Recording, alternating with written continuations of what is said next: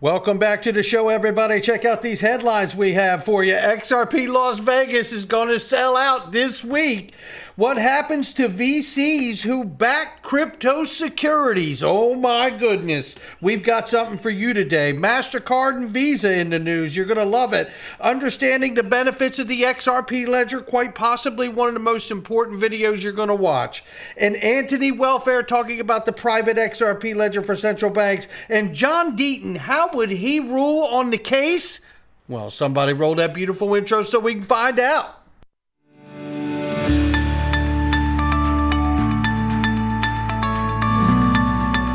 Digital Perspectives with Brad Kimes. Come on in.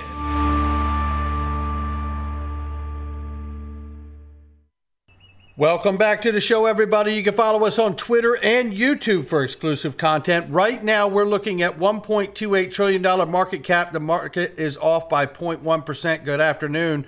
30,100 plus for Bitcoin, 1927 and change for Ethereum, 80.6 billion plus for Tether market cap. Be careful where you're at, ladies and gentlemen. The U.S. government does not know and has not made a public statement of blessing or not USD Tether, and a lot of money obviously sitting in Tether, not sure where to go in this market at the moment. So be careful. 50 cents for XRP. It's up by 0.6% on the 7-day and off by 2.3% on the 24-hour. Ladies and gentlemen, 23 days left and 20 tickets left. Get your ticket to XRP Las Vegas 2023 before it's too late. XRP community is about to make history with the first ever XRP conference. There isn't one community that deserves to be celebrated more than the XRP community. And I promise you when I tell you, we are under-promising and over-delivering, and we're going to do it. Bitcoin Miami never sells out, but the XRP Las Vegas event will. Get your ticket. Do not let regret haunt you. This is going to be a remarkable moment in history for the XRP community. I promise you that. Let's take a look at this. We have been talking about what happens to the Mike Novogratzes of the world who were VCs investing in the Ethereums and the this one and the that one early on. And if they were to get a security designation for those assets, what does that do to those VCs and investors? Well. Now we hear Forbes having the same conversation, ladies and gentlemen. Take a listen to this right here. To wrap things up, I do think it's really interesting and important to just focus a light on there. When I asked you what was the VC's biggest impact on the industry when they got involved, your first answer was marketing. If these are securities and these VCs have been marketing them for almost a decade, what does that mean for the potential regulatory and maybe even legal fallout surrounding VCs who are investing in and promoting what may end up being deemed or maybe have already been deemed to be securities? I mean, I think there's all kinds of interesting questions about unregistered broker-dealers. There's all kinds of other questions, but I would say my biggest concern if I were... All right, we're back. Sorry for the interruption. You heard the phone ringing there. You know, I was a recent victim to a phishing attack, and I just got my Uphold account restored. Now let's bring you back to this. God bless Uphold, and their security is solid, baby. You might take a minute to hear from them, but I tell you something, they made it happen. Now let's jump back into this clip here where we hear Joshua Ashley talk about exactly what the outcome could be for venture capitalists backing what could end up being crypto securities.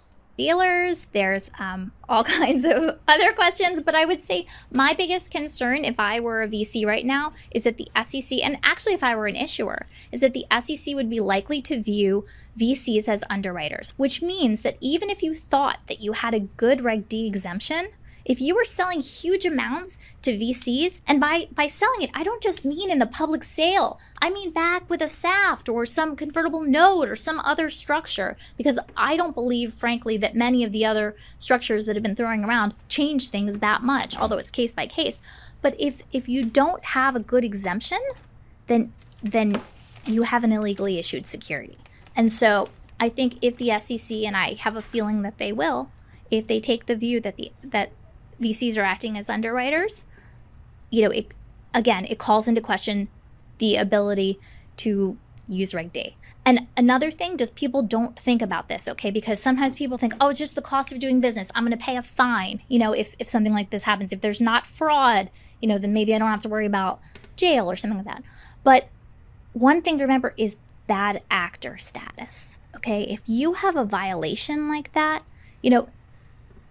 you may end up being deemed to be a bad actor, and then you may not be able to raise capital using Reg D in the future, or other exemptions, or companies that you're on the board of or executive officers of. And so I think, if you're taking the long view, and I think people often don't take the long view, right? They're taking the short view.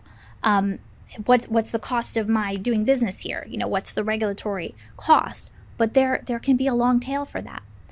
And I think that's something really to think about, because remember, Telegram couldn't deliver in the US, it then couldn't deliver outside of the US because the SEC was saying, that tokens are going to come back in. I think there's a reason. For a while, I had been saying, listen, you don't have to register your token. You can just sell pursuant to a valid exemption like Reg D or Reg S. Well, guess what? If the underwriter's piece comes to fruition, then what Gensler's been saying about the tokens needing to be registered makes more sense. There you have it, ladies and gentlemen. We have talked about that angle and used Mike Novogratz as a perfect example of that, the plot thickets. And you know what? And don't forget that the Group of Seven, G7, advanced nations will prioritize how they can better help developing countries introduce their central bank digital currencies, while at the same time, Mastercard here is debuting cross-border services express tools. This is getting interesting, and I think it starts to really point to what the world is going to look a lot more like than it does today. It says here that Cross-Border Services Express lets FIs set up international payments for their customers, both consumers and small to medium businesses. They have a need for better cross-border payment capabilities, according to the release here. Increasingly, consumers and businesses are looking for ways to send money or pay vendors across the globe quickly and securely. Mastercard said in the release, Cross-Border Services Express delivers that completely in a digital-first experience. The service lets FIs offer customers international payments in more than 60 countries, over 100 markets that cover 90% of the global population, according to the release. This is with a simple turnkey integration that they begin to offer this service. Boy, would I love to know who's helping them back end with that one. We'll keep an eye on it. Visa, which we know bought Earthport Currency Cloud, right? All of that tied in with Visa, Ripple partners there. They're about to give the consumers options to send peer-to-peer payments to anyone. Now, this really starts to look like a retail experience that bridges the Venmos and the PayPals with Visa. That's the whole idea here. The world is changing very quickly while the sky is falling narrative over retail crypto. Pay very close attention to what's going on out here, ladies and gentlemen. It says right here, to address those pain points, the payment network Visa is launching its new service to allow peer-to-peer payments to be sent and received across different platforms. The service will initially link Venmo and PayPal and then branch out to include other Visa partners, essentially unbundling the act of moving money to and from P2P network from any P2P network. That is where we're going. And all of that is being announced when we know that we just found out that it is official, that Twitter is now X, ladies and gentlemen. And we know that Elon Musk a couple months ago submitted to make Twitter also a payments platform. This is really based off of becoming not just an application, but a super app. Social media app, turn payment app, all in one app. And now you see Mastercard, Visa working to integrate the Venmos and the PayPals, all of it becoming seamlessly interoperable. This is where we're moving, and it's going much quicker than I think people realize. Now, here's a clip right here, and this is 5 minutes of learning exactly what's going on with the XRP ledger, ladies and gentlemen. Now, I'm not going to play the whole clip, but I do want you to get just the first minute or two of what is happening here and why it's so important to understand the benefits of the XRP ledger and the XLS-30 automated market maker. Take a listen to part of this clip here. For those of you who do not know, we recently proposed an automated native support for automated market maker on XRP ledger. And I would like to get your thoughts on how do you think like XRP ledger has some inherent cool features compared to other blockchains? How do you think XRP ledger is uniquely positioned to support a more lucrative and more efficient automated market maker? Yeah, as Lauren just mentioned, the XRP ledger actually implements one of the first kind of DEX version in the DLT space. XRP ledger natively actually has decentralized exchanges. It's just previously it was supporting order book based decentralized exchanges. Now it's supporting AMM. It's just something that's very powerful, and compared to the existing solutions that are widely seen on EVM compatible chains such as ethereum, Polygon, BNB chain, and so on and so forth, this particular the XRP ledger solution is, instead of being implemented on the application level, it is actually native to the chain. As far as I understand, it is actually implemented directly on the chain level, on layer one, so to speak.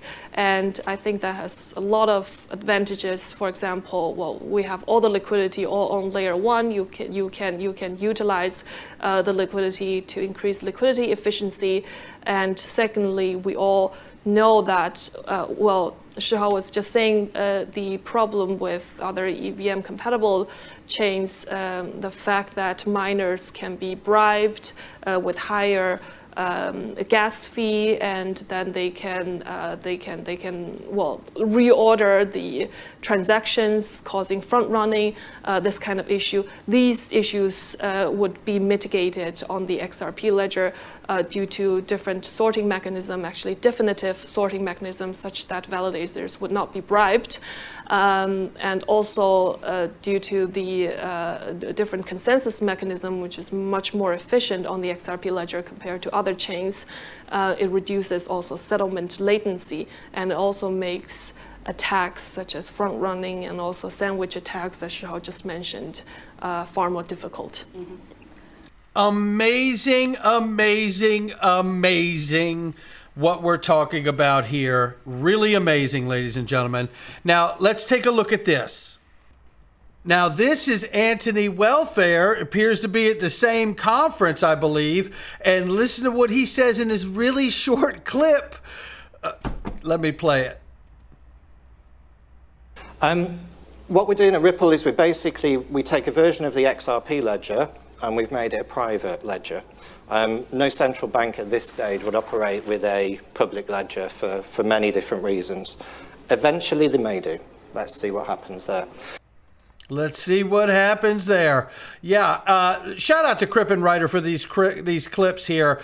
This is what should always come to mind when Ripple announces new CBDC projects.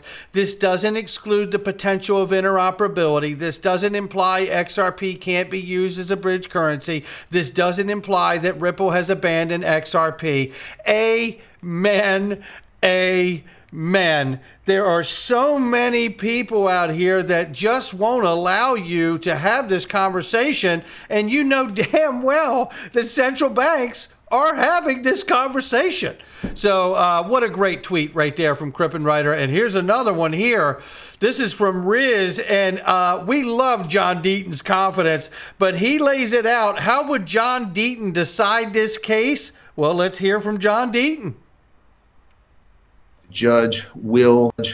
I'm confident that the judge will say that secondary market sales are not in play, that secondary market sales of XRP are not securities, that the token itself is not a security. And I say that just because of XRP Holders amicus brief, Coinbase amicus brief, Blockchain Association, Digital Chamber of Commerce, and the slew of others, Spin the Bits, everyone else, that Tap Jets, iRemit, all of that. There's so much attention on this case. I think she will feel morally obligated to have to address those issues, even though she technically doesn't. If she wanted to try to avoid them, I don't think she will. I think we have a great judge, and we will see. And I tell you what, and we are weeks, if not days or hours away from getting that ruling that he's talking about. And I have to believe, as much as we have had to speculate and consider some pretty horrific nightmare outcomes, on this day, I happen to be at a place that I agree with John Deaton. I don't see how this judge makes any determination that secondary market sales would in any way be considered securities. But you know what? We're going to have to wait and see, because it's up to the judge. It's not up to us.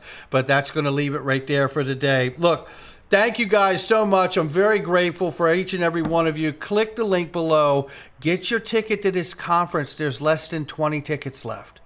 I'm telling you, these things are going very quickly now, and I don't want to see you end up in a situation where you don't get to come.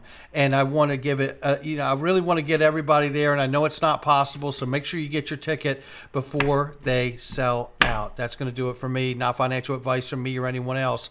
It's just my digital perspectives.